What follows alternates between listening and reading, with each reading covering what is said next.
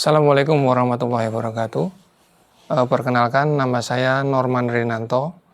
Saya lahir di Surabaya dan saya seorang pengajar di Politeknik Perkapalan Negeri Surabaya.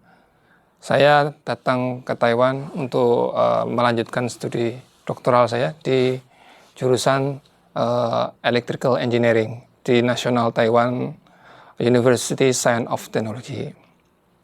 Alhamdulillah kemarin saya sudah sidang defense sehingga dinyatakan lulus, dan itu suatu hal yang saya nantikan dalam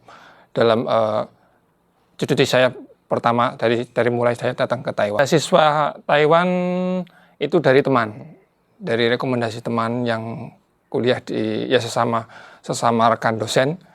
Dia menginformasikan bahwa di Taiwan ada beasiswa untuk, misalnya beasiswanya banyak sih di Taiwan. Saya tahunya dari teman saya itu dari merekomendasikan profesor di National Taiwan University NTUST. Kemudian saya menghubungi beliau melalui email. Kemudian beliaunya respon, langsung memberikan surat acceptance agreement ya. Kemudian saya daftar di website kampus NTUST. Sebenarnya di Taiwan setelah saya masuk, saya tahu bahwa di Taiwan sebenarnya ada banyak sekali cara untuk kuliah di sini ya. Pertama mencari beasiswa ya. Pertama ada jalur dari kementerian, yaitu MOE, Minister of Education. Itu yang disediakan oleh pemerintahan Taiwan. Yang kedua, di tiap kampus di Taiwan pasti ada. Caranya gampang, tinggal akses websitenya aja.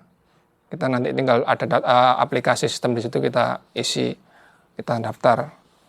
Dan syaratnya mudah. Biasanya dia hanya menyertakan, syaratnya hanya mungkin TOEFL aja ya. Kalau studi itu. Tidak perlu bahasa yang lain, bahasa Inggris saja sudah cukup. Dan itu levelnya kalau di global, internasional, Taiwan itu tidak terlalu strict ya, paling standar dia. Jadi kalau istilahnya kalau TOEFL-nya tidak terlalu tinggi lah.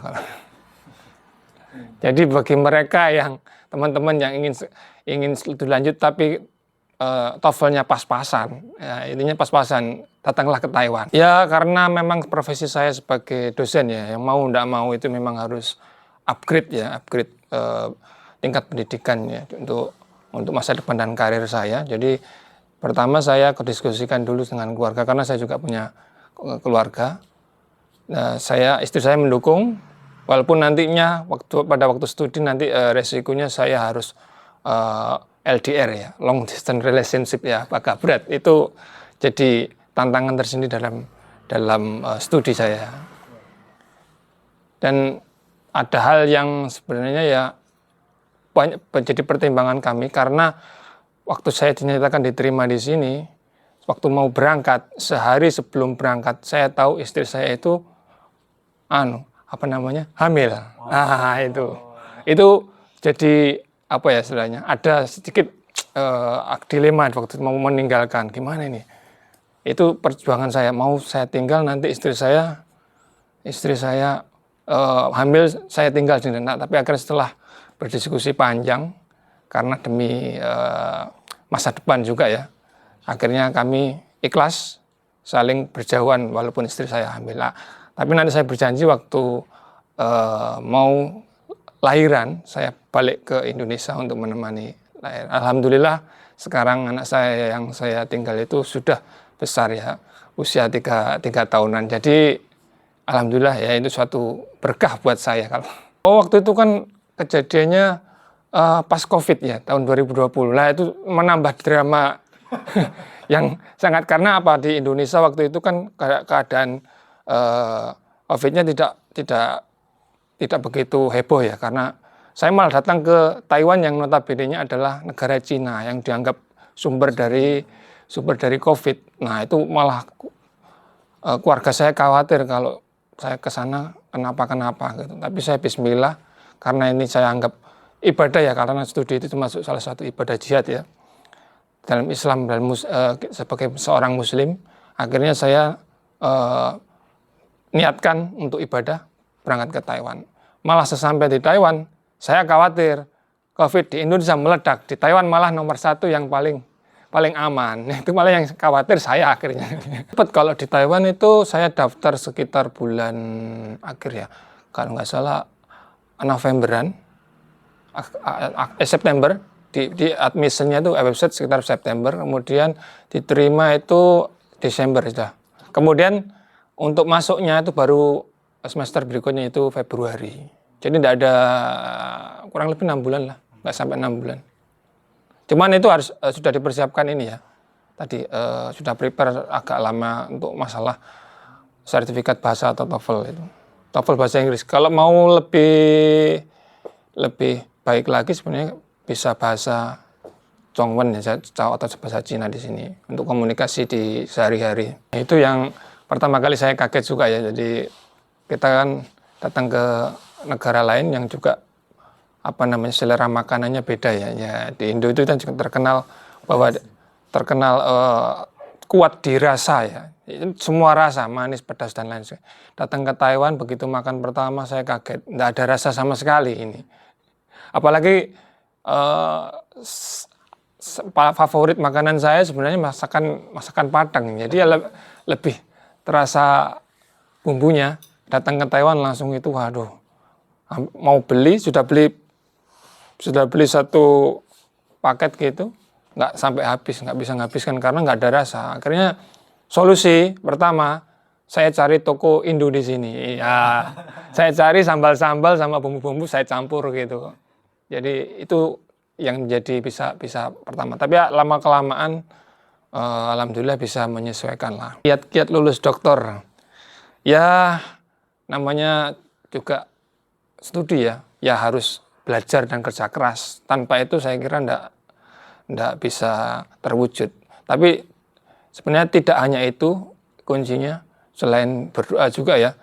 Yang penting komunikasi dengan pembimbing. Itu yang kunci paling saya kira yang paling esensial. Karena komunikasinya kurang baik, walaupun kita termasuk orang yang pintar, saya kira itu tidak akan bisa memuluskan jalan kita untuk lulus studi. Itu kalau saya memang katanya tukang masak ya, karena memang sejak dulu saya memang hobi untuk masak ya. Jadi masak dari saya mulai SMP lah, itu memang dipasrahkan oleh diserai orang tua saya untuk ya memasak, karena dulu kedua orang tua saya memang pekerja ya. Jadi mereka agak sibuk untuk mempersiapkan, sehingga ibu saya guru, waktu pulangnya agak siang, sehingga untuk beli pertama hanya disuruh untuk beli bahan material makanan lah. Bahan-bahan saya belanja gitu, kemudian saya olah sedikit setengah matang, kemudian ibu datang baru saya masak. Tapi lama kelamaan saya belajar dari situ, akhirnya saya tahu bahwa senangan saya untuk masak itu berguna di FPCI NU ternyata di sini. Ya memang kalau kesulitan di Taiwan mencari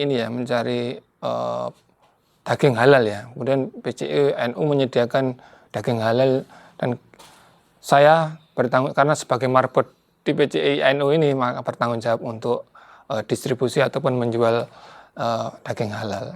Itu suatu menurut saya juga sebagai ajang dakwah untuk kita agar mempermudah umat muslim yang ada di sini untuk mendapatkan daging halal.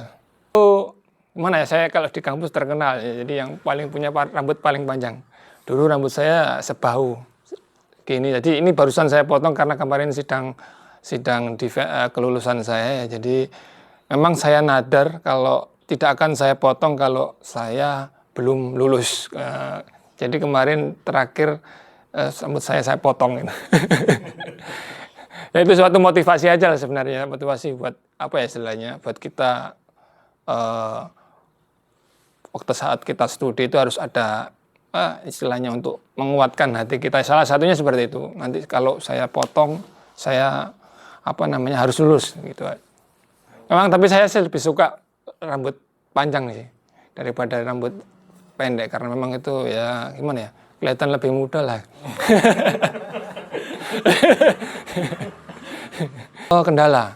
Kendala sebenarnya sih sebenarnya masalah ini ya, kedisiplinan sebenarnya. Ya, kedisiplinan.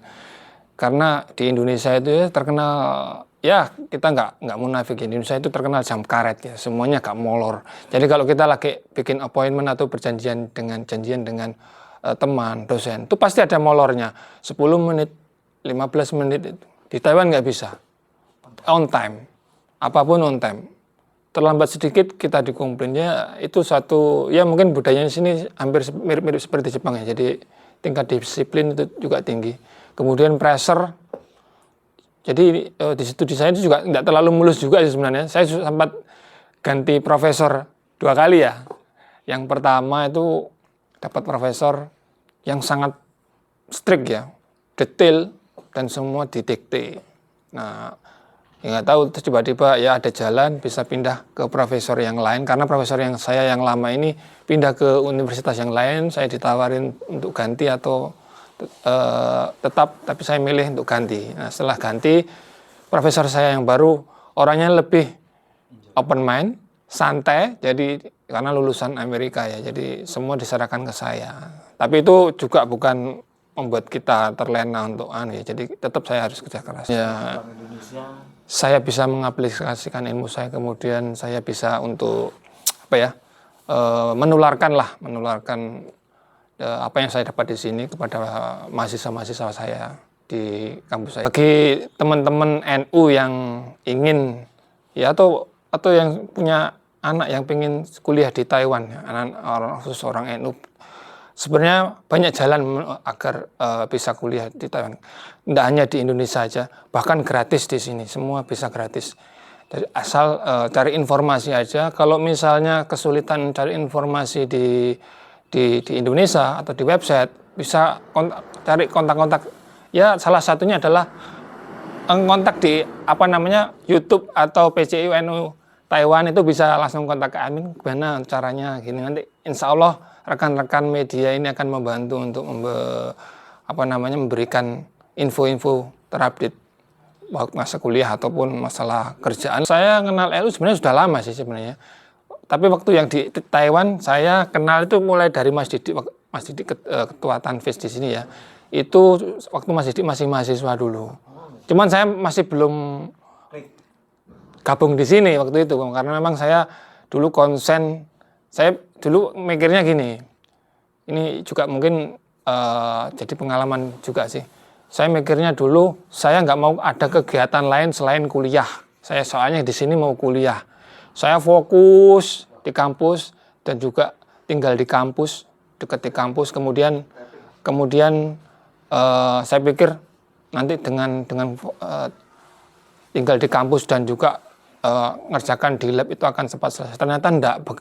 Bahkan sebaliknya, begitu saya join di PCNU baru sekitar 6 bulan yang lalu kalau tidak salah ya. Kalau tidak salah 6 bulan atau 7 bulan yang lalu saya join di PCNU karena ditawarin Mas Didi untuk menggantikan posisi sebagai marbot. Alhamdulillah malah cepat selesai ya. Jadi janganlah para nadirin untuk ragu-ragu untuk menghidupi Nahdlatul Ulama, baik itu pekerja maupun dari pelajar. Semua kita niatkan ini untuk ibadah, untuk berdakwah demi menyebarkan agama dari agama yang kita anut, yaitu agama Islam. Semoga apa yang kita lakukan di sini itu kita niatkan lillahi ta'ala, dan juga insya Allah semuanya akan dimudahkan dan dilancarkan. Amin. Itulah kesan-kesan dan juga pengalaman dari saya selama saya tinggal di Taiwan dan studi Taiwan. Semoga ini bermanfaat bagi rekan-rekan semuanya. Waalaikumsalam warahmatullahi wabarakatuh.